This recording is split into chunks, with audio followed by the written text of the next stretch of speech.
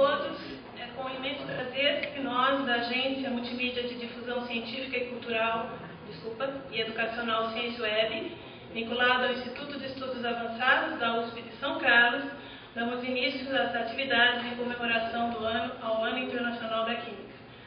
Não foi por acaso que 2011 foi escolhido para essa homenagem, já que neste ano são comemorados os 100 anos da entrega do Prêmio Nobel de Química a uma mulher, a cientista Marie Curie, e comemora-se também a fundação da Associação Mundial das Sociedades Químicas, hoje representada pela IUPCA, União Internacional da Química Pura e Aplicada. Como o objetivo do Ciência Web é difundir a ciência de forma a torná-la cada vez mais visível no dia a dia de todas as pessoas, nossa equipe não poderia deixar de fazer parte dessa homenagem. Assim, decidiu, junto com os professores da Rede Pública de Ensino, com o apoio da Diretoria Regional de Ensino, através da professora Thalia Pietra Soares, quais os temas iriam compor a série de palestras que começa hoje e segue até o mês de novembro.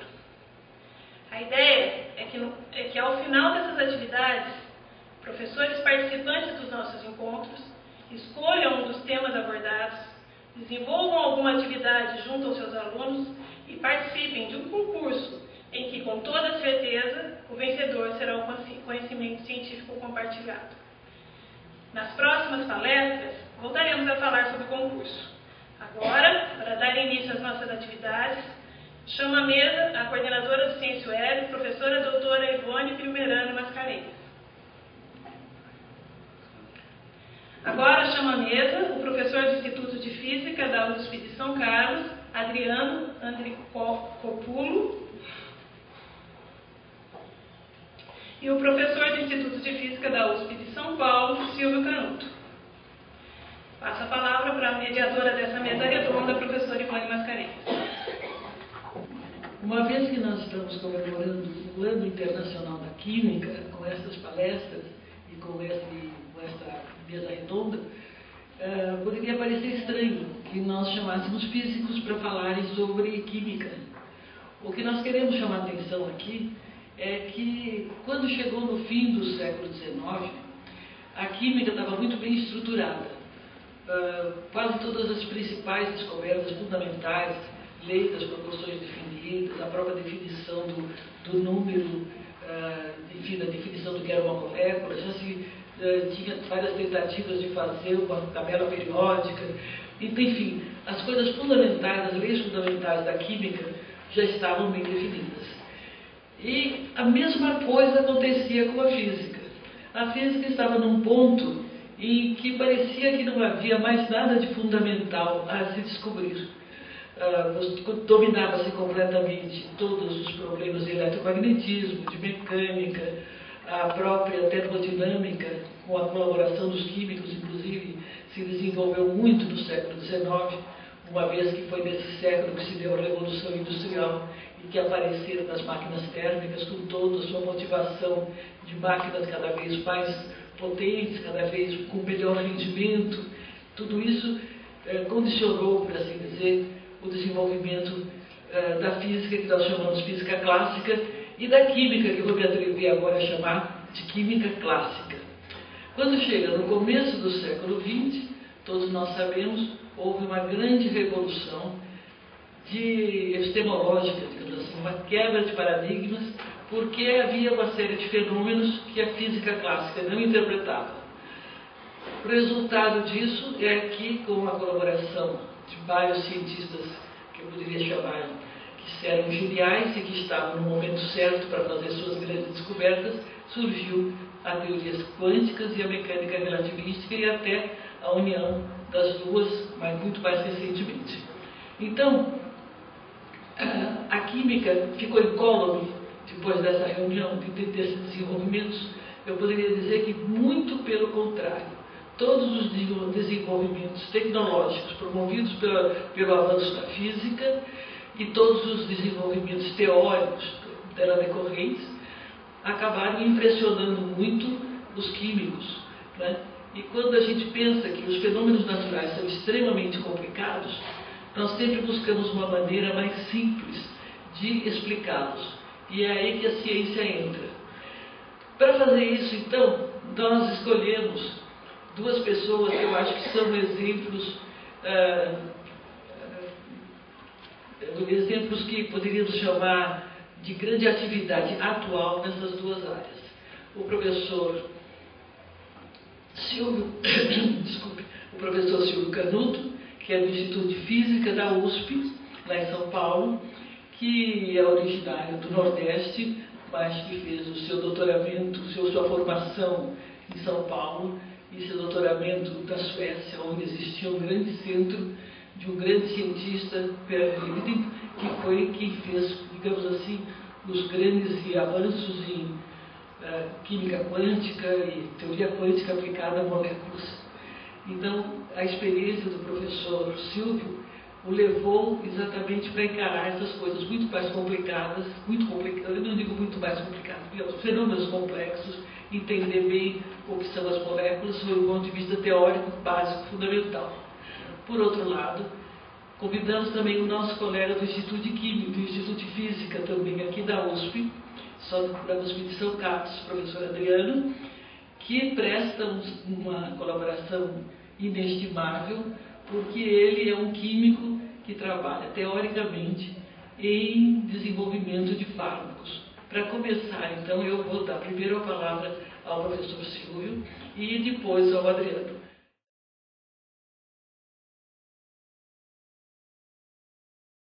Bom, primeiro eu queria dizer que é uma satisfação enorme estar aqui para fazer essa apresentação. Agradeço aos organizadores por terem me convidado. Eu agradeço enormemente ao professor Ivone, a quem eu jamais diria não, de maneira que qualquer convite que ela me fizesse seria uma satisfação, mas não é o tipo de palestra que a gente está acostumado a dar. A gente sempre está acostumado a falar sobre resultados e tentar encantar os nossos colegas, mostrar como os resultados são mais bonitos que os deles, etc. E hoje não vai ser assim. Então, quando eu pensei sobre o que falar, eu pensei exatamente em chamar a atenção de como se fala, onde a física encontra a química. Então, o que eu gostaria de mostrar é que, na verdade, sob um certo ponto de vista, e pelo menos para um tipo de experiência, a física e a química nunca se separaram, ou, de certa maneira, se você quiser, não deveriam ter se separado, e a minha expectativa é que isso não virá acontecer nos próximos anos, a tendência é realmente ficar cada vez mais próxima. Então, no meu caso específico, a física encontra a química, no momento em que eu fui fazer o meu mestrado e escolhi fazer física molecular, chamar física molecular. Você sabe que molécula não é privilégio da física, molécula acontece em sistemas da química constantemente. Bioquímica tem moléculas absolutamente interessantes, de forma que não dá para você dizer que essa molécula é da física ou é da química, assim como eu conto a piada quando eu encontrei o Eletro e perguntei para ele, Eletro, você é da física ou da química? E ele não sabia o que era física, nem sabia o que era química, obviamente. De forma que, então, o que eu vou tentar fazer é mostrar um pouco disso. Primeiro, eu preciso perceber, e eu talvez seja um pouco exagerado no meu tempo aqui cronológico, eu vou começar mostrando para vocês que, na verdade, o conhecimento científico é extremamente recente. Extremamente recente.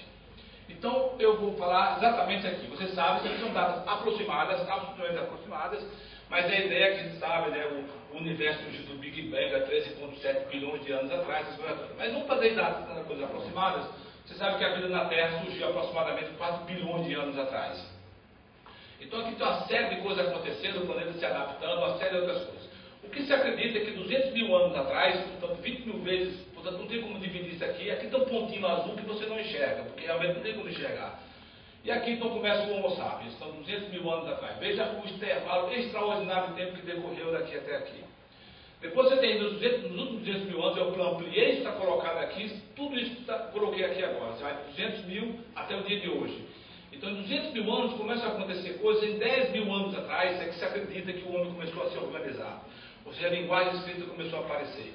Isso é fundamental, isso é extremamente importante, porque você percebe que o homem saía para caçar, quando o homem, obviamente, ele saía para caçar, e agora ele aprendeu a cultivar ele próprio, de forma que ele começa a se organizar, tem tempo de trocar interações, tem tempo de se pensar, etc.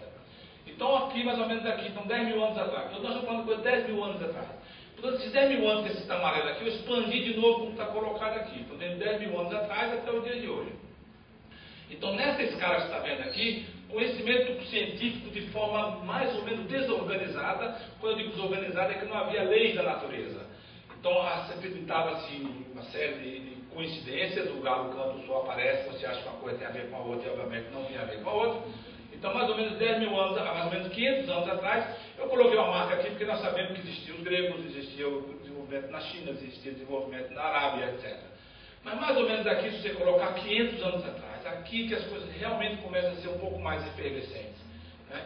E 500 anos atrás, tudo isso é data aproximada, você tem agora Kepler, você tem Galileu, você tem Newton.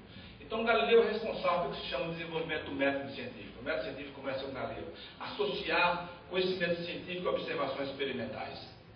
Né? Você tem as leis de Kepler, você tem as leis de Newton. Se lei da natureza significa que você acredita que a natureza obedece certas leis sem nenhuma intervenção divina ou de outra natureza. Né? Mais ou menos nessa seta vermelha é quando você acredita que a natureza pode ser decifrada. Então você sai de menos 500 anos até aproximadamente menos 100 anos. Nós estamos aqui no final do século XIX, né? Começo do século XX. Aqui é o que a professora Ivone falou. Quando Max Planck procurou o seu orientador, procurando trabalhar, qual é o plano de tese, que ele queria trabalhar em física, e ele foi desestimulado a fazer física porque se dizia que tudo era conhecido, tinha apenas umas poucas coisas, buracos aqui, os buracos ali, mas física não tinha nada de excitante. E, ironicamente, é exatamente Planck, com a radiação do corpo negro, que cria uma extraordinária revolução que é a mecânica quântica. Você tem Planck, você tem Bohr, Heisenberg, Linus Pauling, Schrödinger, etc. Então é sobre 100 anos que eu vou colocar aqui, a data aproximada, obviamente, sobre 100 anos que eu vou discutir rapidamente. A primeira década dos 100 anos tem 3 prêmios Nobel que eu gostaria de chamar a atenção. O primeiro é Röntgen, ganhou o prêmio Nobel de 1901 pela descoberta do raio-x.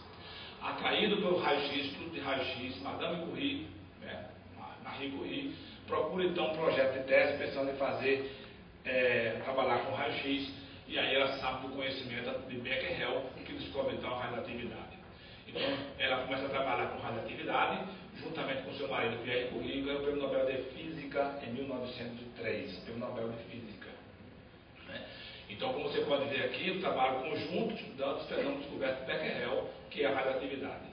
Só para você observar como essas coisas aconteciam, no ano seguinte, portanto, 1904, quem ganhou o prêmio Nobel de Física é Lord Rayleigh, pela descoberta de várias coisas, estudo de gases, densidade de gases, mas como você pode notar aqui a descoberta do argônio, prêmio Nobel de Física. Certamente hoje seria talvez prêmio Nobel de Química. Então, se você olhar agora do lado da química, em 1908, Ernest Rutherford ganhou o prêmio Nobel de Química.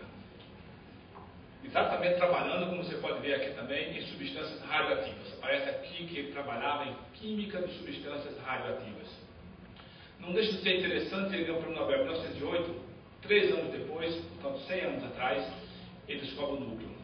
Ao descobrir o núcleo, obviamente, ele começa a desvendar a forma como é que se formam os átomos com núcleos e elétrons, e obviamente abre toda uma teoria, todo um campo novo, que é exatamente a física nuclear.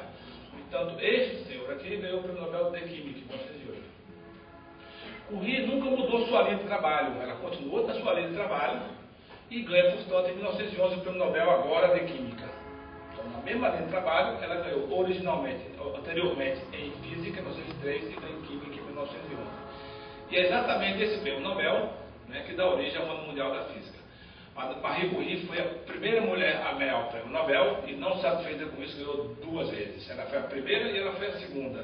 Né? A terceira mulher, se você quiser colocar assim, ou a segunda diferente a ganhar, foi a filha dela. Né?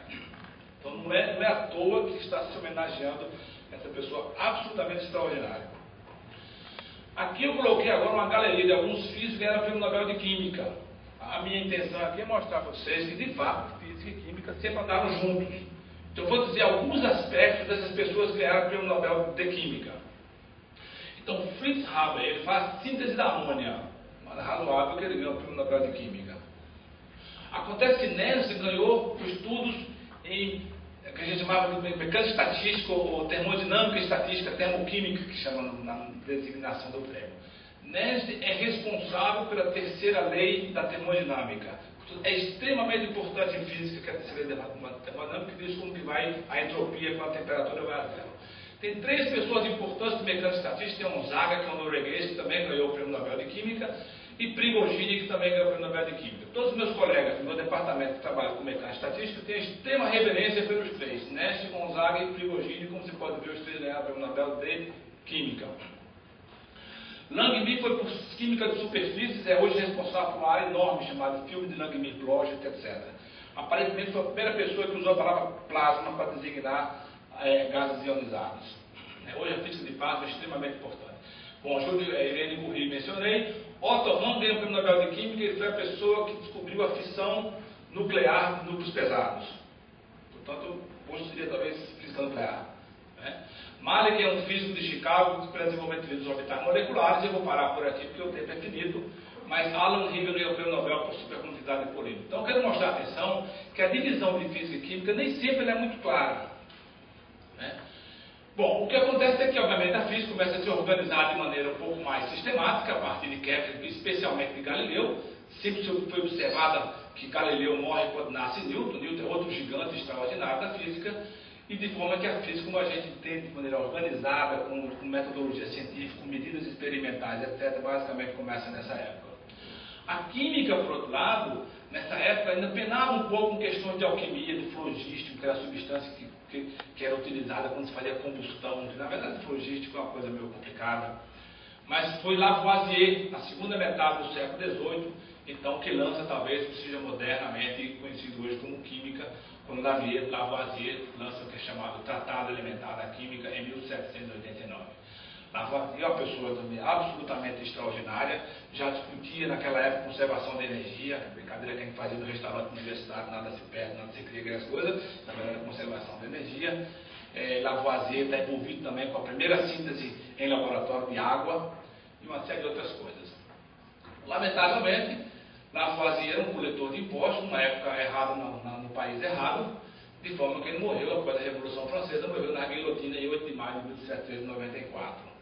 Então, esse cientista absolutamente também extraordinário morreu guilhotinado com requinte de crueldade, porque 2 parentes dele foram guilhotinados antes dele para ele ver como que era. Em 1701, Robert Boyle, que é aquele que diz que a temperatura for constante, PV é constante, essa aqui é a lei dos gases, ele escreve em 1661 esse livro daqui, o Químico Cético, que já fazia algumas distinções de química e alquimia. Mas ainda nessa época se acreditava em flogístico e outras coisas assim. De forma que, aparentemente, pelo menos em algumas considerações, a química moderna começa com o Tratado Elementar da Química de Lavoisier, em 1789. Bom, eu trouxe então agora 2 exemplos de cientistas da natureza para a gente ver se eles eram físicos ou se eles eram químicos.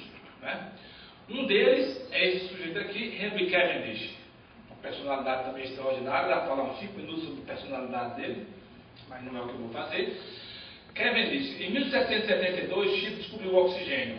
Cavendish sintetizou a água em laboratório em 1781, logo depois do oxigênio, ele tinha acabado de descobrir também laboratório de hidrogênio. Então, se Cavendish sintetizou a água em 1781, descobriu o hidrogênio em 1766, eu sou tentado a dizer que Cavendish era um químico, nos padrões atuais, os padrões convencionais, digamos assim, canônicos. Mas em 1798, Cavendish realizou uma experiência que é extremamente complexa e é discutida até hoje, que é a balança de torção, para ver como que a gravidade alterava, a alteração gravitacional alterava os corpos, media aqueles. É uma experiência meio complicada. De fato, o resultante disso é que determina a densidade da Terra, ou seja, determina a massa da Terra, determina a constante gravitacional. Então, se você olhar aqui, Cavendish, eu estou tentando dizer a você que Cavendish era físico. Então, aquele era físico, aquele era químico. Na minha opinião, ele era nem físico, nem químico, ele era um cientista da natureza. Um outro que é extraordinário é Faraday. Faraday é um gigante da física. Faraday, que descobriu a lei da indução de Faraday, como que você induz uma corrente elétrica num circuito fechado por através do campo magnético, que é uma das equações de Maxwell. Ele descobre isso em 1831, essa é a equação de Maxwell. Esse mesmo Faraday, morando em Londres, andando pela rua, olhando as lamparinas das ruas de Londres, ele consegue sintetizar, quer dizer, tirar das lamparinas a molécula de benzeno. Então você veja que em 1825 ele era químico, porque benzeno é a molécula mais popular da química orgânica, e em 1831 ele é uma das leis de Maxwell. Então Faraday, de novo, não era, na minha opinião, ele era um cientista da natureza, e talvez seja isso que a gente precisa mais do que esse conhecimento fragmentado. Bom, nessa época, Gay-Lussac também era muito conhecido, é aquele que descobre que se a pressão for constante, o volume cresce com a temperatura, ou se tem um gás, se aumentou a temperatura, se aumenta o volume. Gay-Lussac tem essa frase aqui que diz, talvez não esteja muito distante do tempo, que seremos capazes de submeter o grosso dos fenômenos químicos a cálculos. Então, ele vislumbrava que a química poderia, no seu desenvolvimento, se reduzir, não digo reduzir, mas em algum momento se tornar acessível a cálculos. Então ele faz isso, como você pode ver, no começo do século XIX, e obviamente aí que entra a parte moderna, digamos, da química, em que realmente as coisas podem ser feitas em cálculo. Em 1926, esse é o ápice da mecânica quântica não relativística, que é quando Schrödinger coloca a equação de onda, a equação de Schrödinger. Essa equação, seguramente mais importante de todas as coisas que eu faço, que é a equação de Schrödinger, essa equação diz que se você resolver essa equação daqui, você tem todas as propriedades do sistema atômico molecular, todas as propriedades estão associadas com essa equação daqui. O sistema que você está estudando, se for ar, se for hidrogênio, se for hélio, se for benzeno, se for o sistema está aqui nesse grandeza H, E é a energia, e psi é a função de onda através do cálculo das propriedades. Então essa equação é interessante, porque você só conhece H e tem que determinar psi, tem que determinar E. Essas energias são quantizadas, dá origem a níveis quantizados de energia, e portanto espectroscopia e uma série de outras coisas. No ano seguinte, Dirac, que é também um dos monstros da mecânica quântica, ganhou o prêmio Nobel junto, os dois ganharam o prêmio Nobel junto, Schrödinger e Dirac. Dirac tenta, não sei se é diretamente inspirado ou não, com o que falava aqui do Sacchi, ele fala que as leis da física, né, o essencial da lei da física, tratamento de boa parte da física e toda a química está, portanto, completamente conhecida. Então ele atribui que toda a química, você pode ver aqui literalmente, toda a química está, portanto, completamente conhecida com H psi ou E psi. Então aparentemente nós chegamos a uma situação em que a química está realmente submetida a cálculos. Mas aí você para pensar um pouquinho e você verifica o seguinte: nós sabemos que certas substâncias, por exemplo, elas mudam suas propriedades com a temperatura. Tem materiais que são termocrômicos, eu aqueço, ela tem uma cor, eu esfrio, ela tem uma outra cor. Um espectro que você mete no laboratório depende da condição termodinâmica que você está fazendo. E você pode ver claramente que essa equação não pode descrever o todo da química pelo simples fato que ela não tem nenhuma dependência com a temperatura. A temperatura não entra nessa equação. Então ela do ponto de vista de química, ela é certamente, digamos, incompleta. Certamente correta, até agora pelo menos, mas ela é incorreta. Em 1890, Ostwald, que é considerado um dos primeiros físico-químicos, ganhou o prêmio Nobel de Química em 1908, trabalhando com catálises, coisas dessa natureza, ele chama a atenção para o fato que os processos químicos que ocorrem na natureza, quase todos os processos químicos que ocorrem na natureza, seja em organismos animal ou vegetal, ele ocorre entre substâncias que estão em solução. Ou seja, sistemas líquidos não podem ser retiradas reações químicas que são extremamente importantes em sistemas biológicos. Todos nós sabemos que diversas reações químicas que não ocorrem em fase gasosa, elas ocorrem em meio aquoso. É por isso que a água é, obviamente, um solvente biológico. Ou seja, várias reações químicas só ocorrem em meio aquoso. E frequentemente com pH adequado e com a temperatura adequada. Portanto, isso chama atenção para o fato de que é extremamente importante você considerar que uma molécula não está isolada. Do ponto de vista químico, uma molécula isolada não é uma grande coisa. Uma molécula isolada, é interessante você pensar CO2. Então, CO2 absorve radiação do infravermelho, mantém o aquecimento da Terra, uma série de coisas. Lá em cima, certamente, a molécula está rarefeita. Mas boa parte da química que acontece em laboratório e vários processos bioquímicos já não ocorre com uma molécula isolada, ela mora em meio e meio. E é isso que o Ostwald chama a atenção. O que significa isso? Significa, então, que você tem que estudar a equação de Schrödinger, que descreve todos os processos de química, mas que não tem capacidade por si só de tratar de sistemas em meio líquido. Portanto, você agora tem que acoplar isso daqui com a possibilidade de você trabalhar com sistemas em solução. Bom, feita essa metade já da minha apresentação, o que eu vou chamar a atenção agora é como que você estuda sistemas moleculares interagindo com o meio, em particular o meio líquido. Esse aqui é o interessante. Então, para estudar o sistema molecular com o meio líquido, eu chamo a atenção para algumas coisas que é o seguinte. É aquilo que eu mencionei antes. Um sistema molecular, ele modifica suas propriedades ópticas, elétricas e magnéticas, suas propriedades intrínsecas da molécula, elas dependem do meio líquido com o qual ele está. Por exemplo, estou mostrando a você um exemplo aqui, está um pouco meio ruim a imagem, mas aqui é uma molécula única, chamada betaína, que você coloca ela em diferentes meios, e a cor vai estar colocada aqui. Ela aqui ela é vermelha, ela aqui ela é verde, ela aqui é azul. Isso é chamado solvatocromismo. Isso significa a mudança da cor devido à solvatação. Então é evidente que as propriedades da molécula nesse meio não são iguais às propriedades da molécula nesse meio. Nesse meio, essa molécula é preponderantemente verde, como você pode ver, nesse meio ela é claramente vermelha. De forma que as suas propriedades ópticas se modificam com o meio, portanto você precisa ser capaz de interagir com o meio. E de novo, a equação de Schrödinger sozinha não é capaz de descrever isso. Como que você faz isso? Então você tem que combinar com o que se chama de mecânica estatística. Então a mecânica quântica é importante para descrever as propriedades microscópicas do sistema. Essa é a equação, esse é o conhecimento que nós temos. Mecânica quântica é para propriedades microscópicas. Mas você precisa de mecânica estatística para descrever, portanto, as configurações acessíveis ao sistema. Eu vou falar para vocês de configurações acessíveis ao sistema. Se você olhar, por exemplo, você olha água líquida. Quando você olha a água líquida, você tem uma molécula de água aqui, você tem uma molécula de água aqui, uma molécula de água aqui, e está lá o líquido. Como a temperatura é não nula, portanto não está congelado, então isso significa que, dado um certo instante de tempo, essa molécula daqui está constantemente se mexendo. Então, nesse momento ela está aqui, mas no momento seguinte ela está aqui. Essa daqui está aqui, essa daqui está aqui. Portanto, o que você tem não é uma conformação, como no caso da molécula de benzeno, que eu mostro para vocês 6 carbonos e 6 hidrogênios, você fala benzeno. Um líquido, você tem diversos, uma infinidade, uma multitude de configurações possíveis. E essa multitude é que dá a característica do líquido. Senão o líquido não seria líquido, seria um sólido, ele congelaria. Então, ele tem que ter uma temperatura. Então essa multitude você só pode escrever utilizando mecânica estatística. Então você tem que ter estatística. Que no caso da física a gente chama de mecânica estatística, que é quem descreve essas coisas. Então, para você descrever a multitude de possibilidades estruturais, você usa mecânica estatística. Então, o que está acontecendo aqui, por exemplo? Está acontecendo aqui assim, você tem um estado de energia da molécula colocado aqui, você tem um estado de energia da molécula colocado aqui. A molécula, quando sai daqui para cá, ela faz essa transição, absorve a radiação eletromagnética com um certo comprimento de onda bem específico que é dado pela diferença de energia. Então, é isso que ela absorve, então isso dá a cor dela. Se ela absorve muito no azul, ela vai parecer que é vermelha. E por aí vai. Então, quando você coloca no meio, a posição desses níveis está colocada aqui, ela muda. Então, essa posição, se você colocar no nível, no outro meio, o que vai acontecer é que essa energia daqui, vamos supor, abaixa, e essa aqui abaixa mais ainda. Então, a distância diminui entre os níveis. Se a distância diminui, a frequência diminui, o comprimento de onda aumenta e, portanto, você vai para o vermelho. Então, esse sobatocromismo é fundamental para você descrever. Então, como que você pode fazer isso? Você pode fazer isso fazendo simulações computacionais. Então, você faz exatamente isso, você faz a amostragem e você faz o cálculo de mecânica quântica que você está interessado.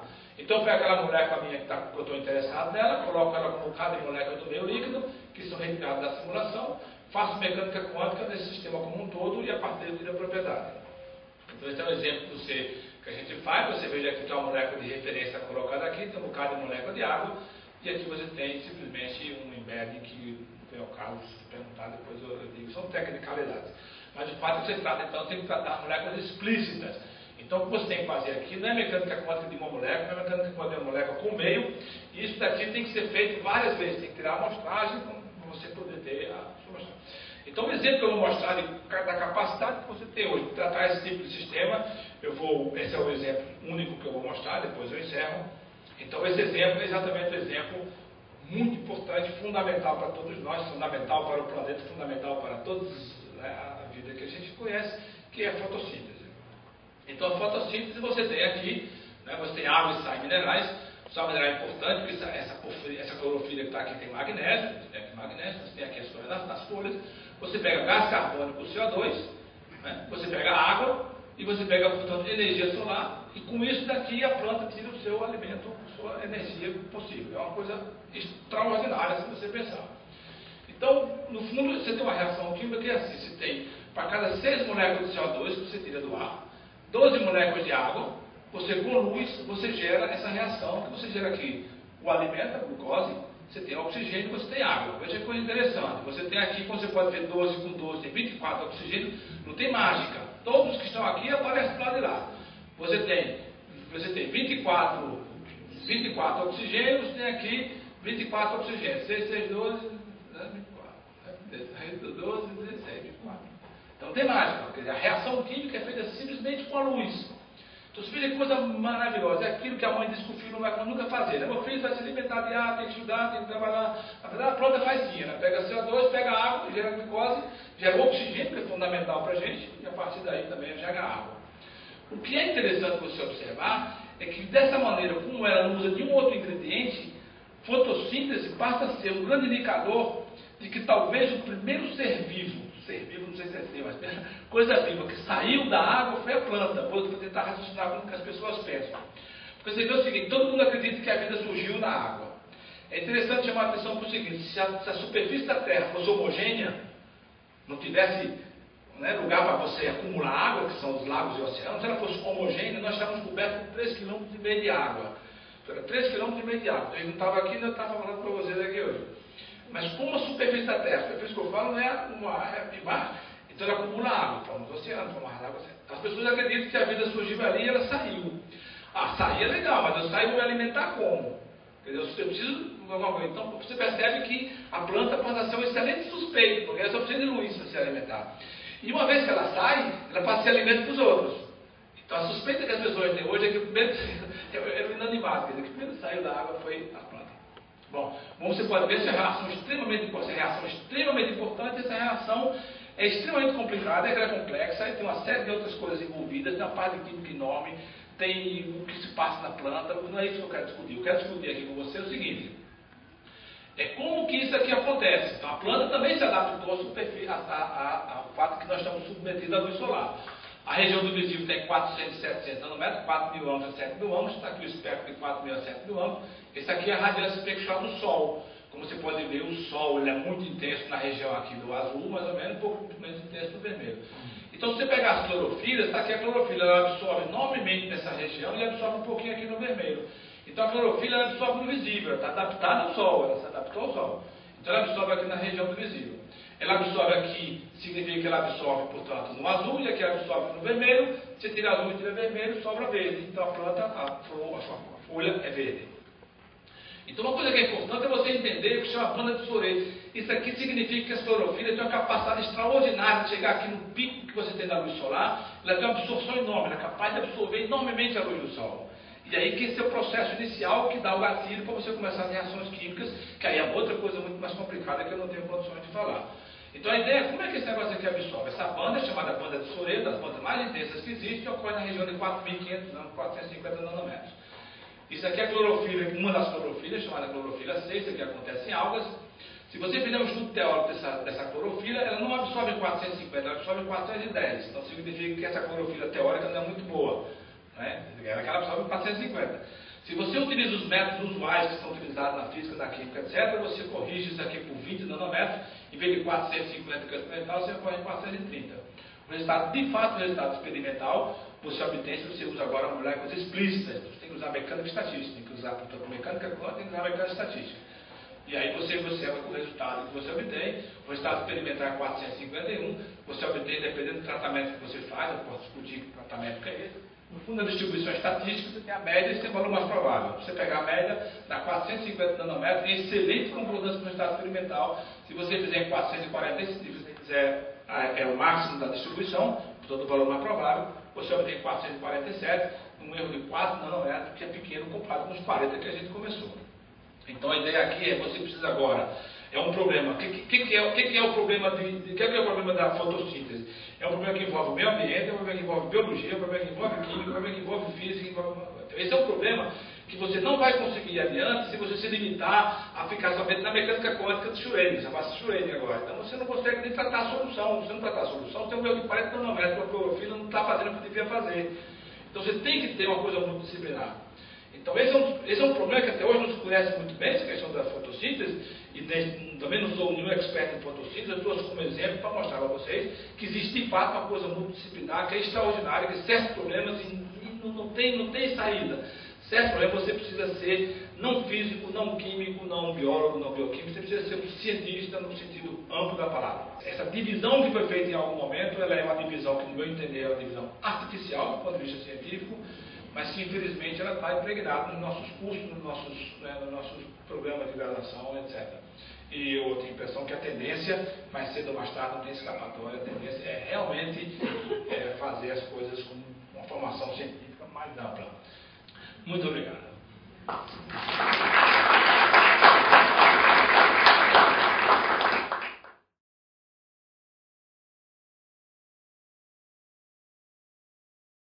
Gostaria primeiramente de agradecer o convite, especialmente ao professor Ivone, E foi por esse momento, então, para poder falar sobre fármacos e medicamentos, que obviamente fazem, né, parte, né, do nosso cotidiano, aí, da nossa vida, né, utilização então, de medicamentos. E nós vamos observar, hoje eu vou tentar mostrar para vocês as interfaces que existem, então, quando a gente fala do fármaco, fala do medicamento, fala da pesquisa, então, de novos medicamentos, vamos falar um pouco das interfaces da química, da física e da biologia com a saúde humana.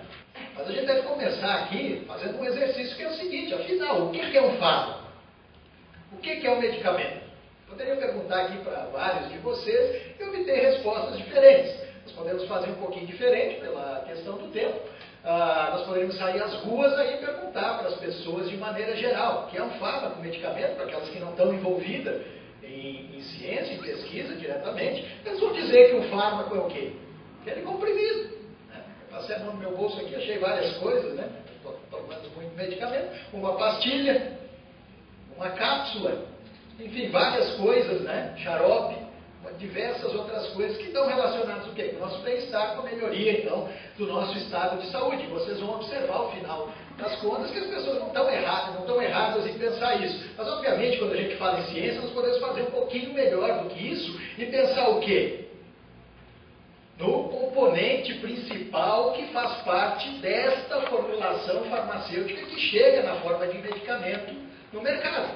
É um princípio ativo, então, que é conhecido como fármaco. Faz parte dessa composição farmacêutica e é responsável pelo efeito terapêutico que aquele fármaco tem. E afinal, o que é esse princípio ativo? Nós vamos olhar então, né, as pessoas falam a primeira coisa que vem à cabeça, pastilha, fármaco, molécula, comprimido, cápsula, mas a gente sabe então que tem uma molécula pequena de estrutura definida que vai atuar em compartimentos definidos do nosso organismo, ou seja, do nosso sistema biológico, e aí a química já começa a encontrar a biologia. Nós vamos observar aqui a importância dessas interações, dos compartimentos apropriados. E nós vamos observar que essas moléculas têm propriedades moleculares bem definidas que nós podemos estudar, e já começam outras interfaces a aparecer.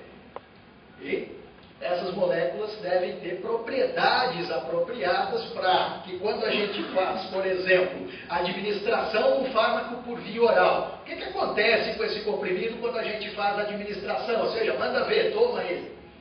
O que acontece? Ele tem que passar por diversas barreiras no nosso organismo, e uma vez vencendo essas barreiras, ele se torna biodisponível. Ou seja, atinge a nossa corrente sanguínea, e aí sim essa é a oportunidade apropriada para essa molécula aqui, numa conformação apropriada, ou seja, a sua estrutura tridimensional, possa encontrar um alvo biológico no nosso sistema, no nosso organismo, uma proteína-alvo, onde ela vai se associar então para exercer a sua ação farmacológica que resulta no efeito terapêutico. Quantas coisas importantes nós temos envolvidas aqui. Quantas interfaces importantes nós temos representadas aqui. Então, tudo isso nós podemos estudar no laboratório, qual é o papel, então, da proteína, das moléculas pequenas, fazer ensaio de interação entre essas coisas. Tudo isso parte do princípio, então, de você identificar uma doença-alvo, e a partir dessa doença-alvo, identificar uma via bioquímica que tem uma proteína que está associada com aquele estado de doença, e aí vai dar oportunidade para que você possa fazer um planejamento de um novo fármaco. Isso envolve essencialmente uma equipe, então, de cientistas que trabalham, então, com esse caráter multi, inter e transdisciplinar, envolvendo aspectos extremamente importantes de ciência, tecnologia e inovação, para que a gente possa, então, evoluir para esse processo de pesquisa e desenvolvimento de novos fármacos. Então, esse é o panorama geral que a gente tem quando fala de fármacos e medicamentos. Como é que funciona o processo de desenvolvimento de cada novo medicamento que chega no mercado farmacêutico? São diversas etapas importantes, vou mencionar algumas delas aqui rapidamente. A primeira é a identificação do alvo molecular, ou seja, aquela proteína de interesse que vai dar oportunidade para que você possa, então, descobrir moléculas pequenas que possam interagir apropriadamente com essa proteína-alvo e te dar, então, a oportunidade para o desenvolvimento de um novo medicamento. Essas moléculas devem passar por exames pré-clínicos, como a gente chama, São realizados, então, são experimentos em animais. Uma vez que você obtenha sucesso nessa fase aqui, que a gente chama de descoberta ou de pesquisa básica, você faz uma solicitação junto à agência reguladora, e uma vez aceita, então, essa sua solicitação, você passa para a segunda fase desse processo, que é chamada de desenvolvimento clínico, onde aquele candidato a fármaco vai ser testado em diversas fases aqui, já em humanos. Primeiramente, uma fase onde você usa voluntários, para você ver se aquele princípio ativo, aquela sua molécula candidata, ela não causa mal nenhum ao ser humano. O fármaco tem que fazer, né? Trazer o benefício, então, para a saúde. E depois, nas etapas aqui, que a gente chama as fases 2 e 3, esse princípio ativo é testado em larga escala em pacientes que apresentam, então, aquele estado, né, de doença, aquela disfunção para a qual aquele medicamento foi planejado. Uma vez, então, que você passe por essas diversas etapas aqui, você faz uma outra solicitação para a agência para colocar, então, esse fármaco no mercado farmacêutico. É a partir desse momento que ele vai aparecer lá na farmácia e você vai poder adquirir. Aqui continua uma série de estudos para que você possa avaliar o impacto desse fármaco já no mercado, né, para um grande número de pessoas com grande distribuição geográfica aí no mundo inteiro, e aí você vai ver todos os critérios que são avaliados ao longo de todo esse processo. São dois, né, naturalmente. Eficácia, será que aquela molécula resolve o problema que ele se propõe, e segurança. Ela é seguro para utilização em humanos? São duas perguntas que têm que ser respondidas durante todo esse processo e também é monitorado aqui ao final desse processo. Como funciona, então, esse processo de pesquisa e desenvolvimento? Aqui nós temos, então, várias moléculas pequenas atuam em alvos moleculares, ou seja, em proteínas distintas, né? Modulam a atividade dessas proteínas, fornecendo novas oportunidades, então, para que você tenha um novo medicamento. Existem duas questões fundamentais quando a gente fala em descoberta de fármacos. A primeira, então, é essa, a identificação do alvo molecular. Você faz a seleção de uma proteína de interesse, e o segundo momento aqui você vai fazer a seleção de moduladores, são aquelas moléculas pequenas que vão interagir na cavidade apropriada dessa proteína-alvo que foi selecionada nesse momento. E aqui, obviamente, nós vamos observar o papel importante da integração da biologia, da bioquímica, com a química, que é representado aqui pelo papel central da química medicinal, nesse processo que a gente chama de planejamento de fármacos. Então, várias interações importantes já estão aí claramente demonstradas. Nós temos aqui uma proteína, todo mundo está acostumado a saber o que é uma proteína, né? Aquela grande massa molecular, compacta, como está sendo representada aqui. Contudo, essas proteínas apresentam pequenas cavidades de interação, muitas vezes chamadas de sítio de ligação ou sítio ativo, que é uma cavidade pequena que a gente pode estudar e empregar métodos de planejamento de fármacos baseados, então, na estrutura dessa proteína.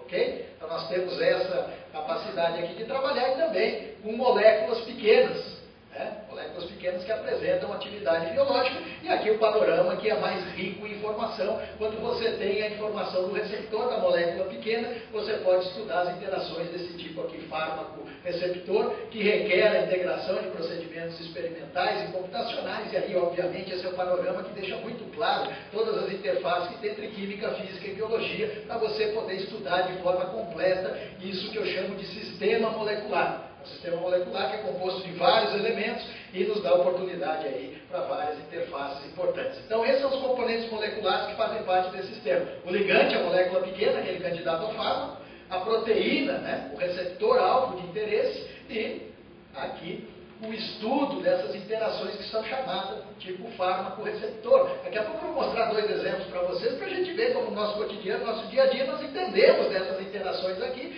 que resultam na ação farmacológica e no efeito terapêutico que o medicamento tem. Okay? Então, o primeiro exemplo deles aqui é esse fármaco aqui, que é chamado de atorvastatina, que tem seu nome comercial de Lipitor, que é o maior sucesso de vendas de toda a história da indústria farmacêutica. Toda a história da indústria farmacêutica é essa molécula aqui, a atorvastatina, um redutor de colesterol, tem essa propriedade terapêutica, e aqui está uma representação. Vamos olhar lá essa representação. Aqui nós temos a cavidade, né, o sítio ativo dessa proteína. Então está aqui a proteína-alvo, diversos aminoácidos que fazem parte, então, desse sítio ativo, e aqui está a molécula pequena da atorvastatina. Então, o que a gente pode observar? A biologia aqui é o alvo biológico, é a proteína-alvo. O que nós temos aqui? A química, a molécula pequena. E aqui? O que está sendo representado aqui? diversas interações intermoleculares daquele tipo, fármaco-receptor, como eu falei para vocês. E aqui está o papel da física no entendimento, então, dessas interações intermoleculares. Vocês podem pensar em várias delas aí, algumas claramente representadas como ligações de hidrogênio. Nós temos o aspecto então, das interações hidrofóbicas e várias outras aí que envolvem o entendimento, então, de química, física e biologia nesse tipo de complexo. Então, essa é a proteína-alvo. Nós podemos observar aqui em cores diferentes, as suas diferentes subunidades, ok? Então, nós vamos agora fazer um zoom aqui e olhar o fármaco no sítio ativo da proteína-alvo.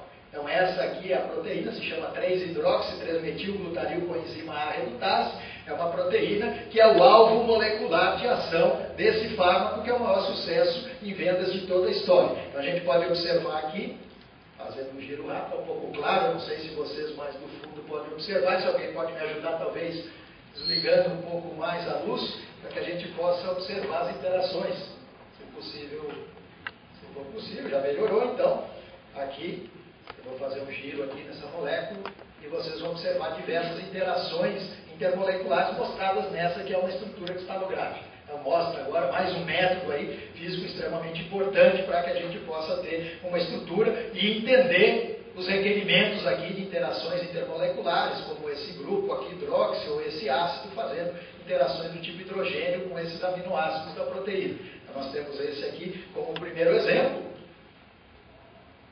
Okay? Então temos aqui o primeiro, que era a atorvastatina, aqui o composto de origem natural. Foi o primeiro fármaco desta série, que é chamada de estatina.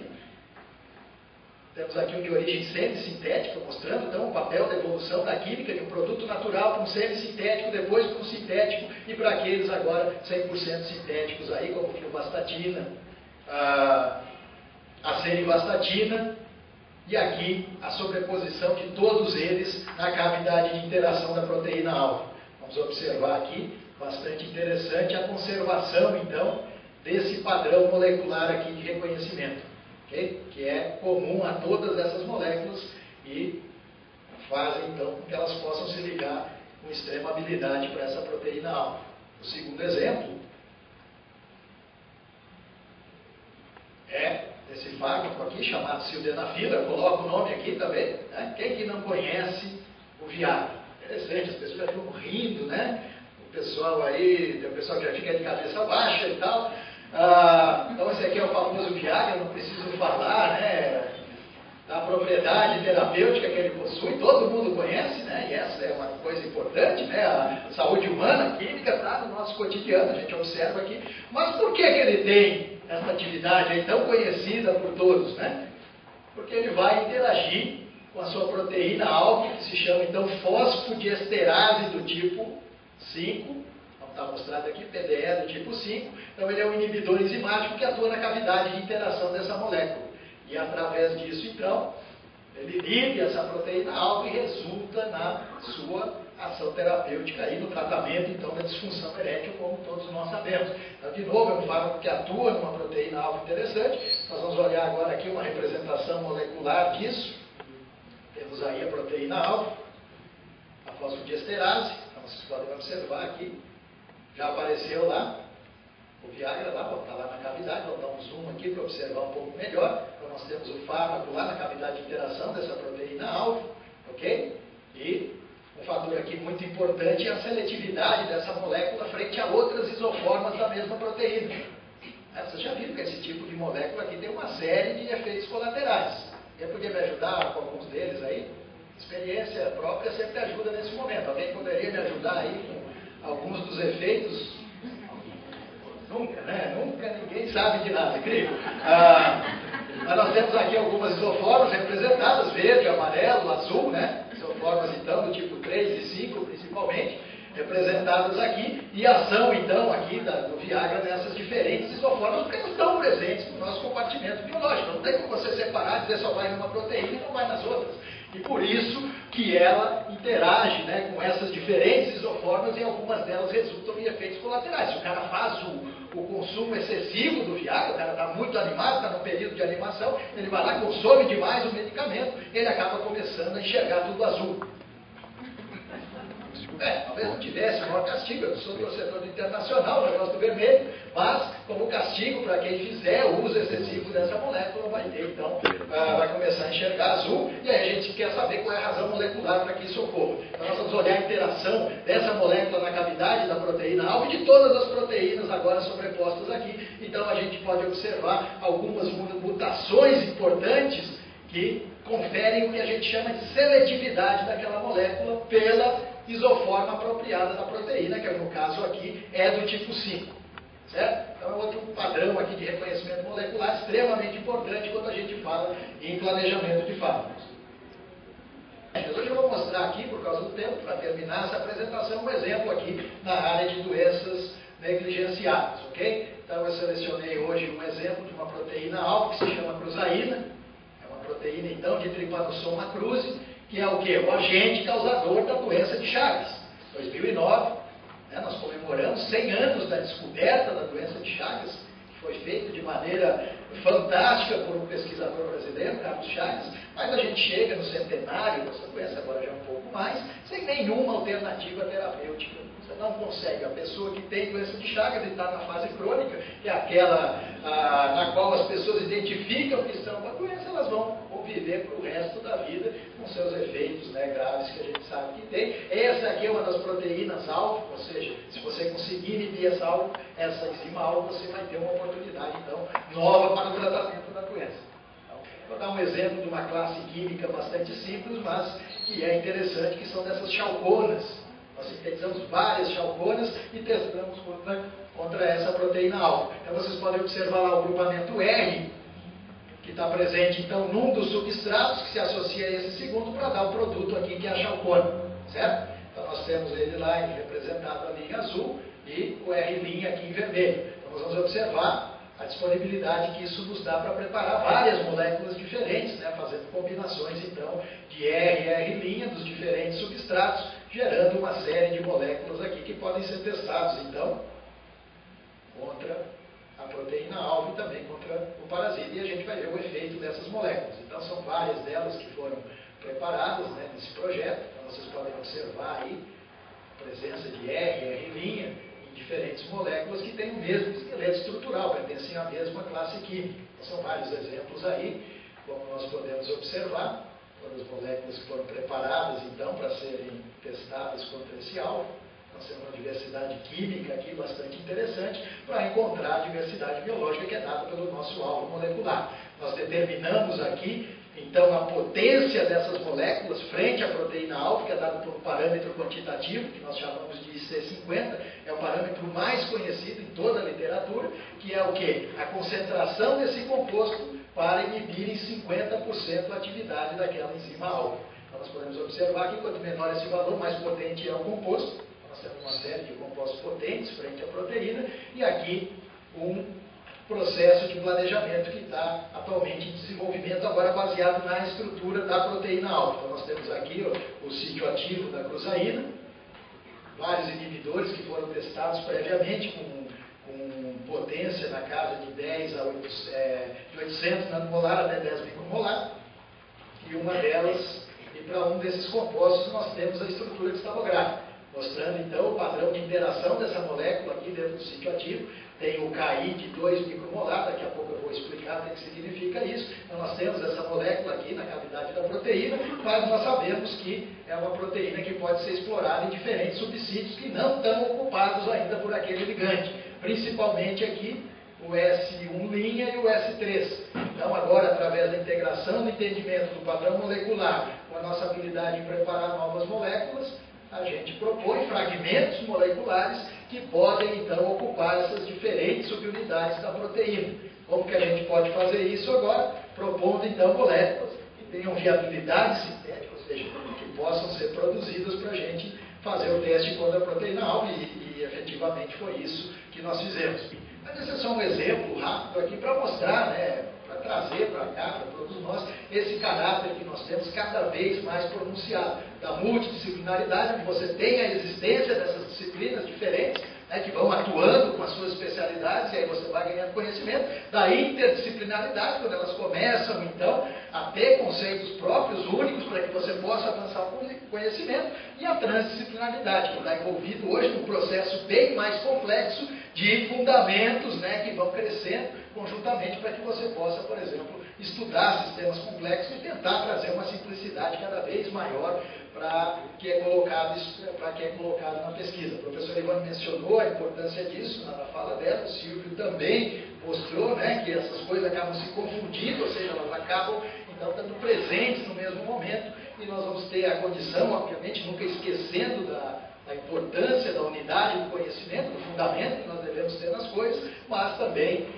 observando a importância de poder interagir com diferentes áreas e de maneira eficaz, entender o que elas significam e como nós podemos tirar maior proveito disso. Então, eu vou passar isso aqui rapidamente, não é necessário, para falar, então, né, desse processo aqui que está envolvido. Nós temos as moléculas pequenas que podem ser sintetizadas, está aqui o papel da química bastante claro, temos o papel da biologia, ou seja, como você consegue produzir essa proteína-alvo, ter ela disponível no laboratório para fazer ensaio biológico, então são ensaios reais contra aquelas moléculas, como você pode ter estrutura tridimensional para fazer modelagem molecular e entender esse tipo de interação, que pode ser então uma estrutura real obtida por cristalografia, ou então por um processo de modelagem molecular, onde você avalia as interações daquelas moléculas com essa cavidade da proteína-alvo. E isso tudo, né, está dado por essa constante de dissociação dessa espécie aqui, que é o complexo enzima, né, que é essa proteína aqui, com o inibidor. Então, nós temos aqui a constante de dissociação que está relacionada com a energia livre de ligação, e aí você pode determinar esse parâmetro aqui termodinâmico e associar para diferentes moléculas que têm diferentes substituições aqui e observar o efeito, então, que ela causa na ligação no ΔG, né, na energia livre de ligação, e depois também evoluir, né, para outros cálculos, para outros entendimentos também da modelagem molecular, que auxiliam muito a entender a resposta biológica, e aqui fica bem claro, né, essas interfaces que a gente tem entre essas áreas aí, que são extremamente importantes para que a gente possa evoluir nesse conhecimento. E a todos vocês, né, pela paciência e atenção. Obrigado.